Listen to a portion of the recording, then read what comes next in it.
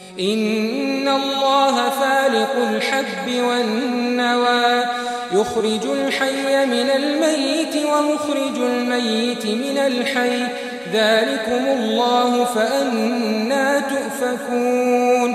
فالق الإصباح وجعل الليل سكنا والشمس والقمر حسبانا ذلك تقدير العزيز العليم وهو الذي جعل لكم النجوم لتهتدوا بها في ظلمات البر والبحر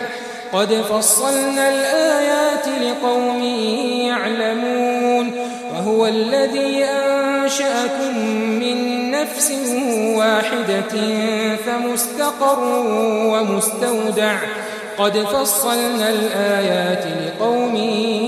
يفقهون وهو الذي أنزل من السماء ماء فأخرجنا به نبات كل شيء فأخرجنا منه خضرا نخرج منه حبا متراكبا ومن النخل من طلعها قنوان دانية وجنات من أعناب والزيتون والرمان مشتبها وغير متشابه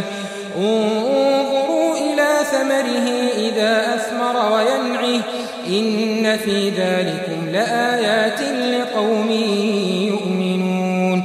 وجعلوا لله شركاء الجن وخلقهم وخرقوا له بنين وبنات بغير علم سبحانه وتعالى عما يصفون بے شک اللہ ہی دانے اور گٹھلی کو پھاڑ کر ان سے درخت وغیرہ اگاتا ہے، وہی جاندار کو بے جان سے نکالتا ہے اور وہی بے جان کا جاندار سے نکالنے والا ہے، یہی تو اللہ ہے، پھر تم کہاں بہہ کے پھرتے ہو؟ وہی رات کے اندھیرے سے صبح کی روشنی پھاڑ نکالتا ہے اور اسی نے رات کو موجب آرام ٹھہرایا اور سورج اور چاند کو حساب کا ذریعہ بنا دیا۔ یہ اللہ کے مقرر کیے ہوئے اندازی ہیں جو غالب ہے،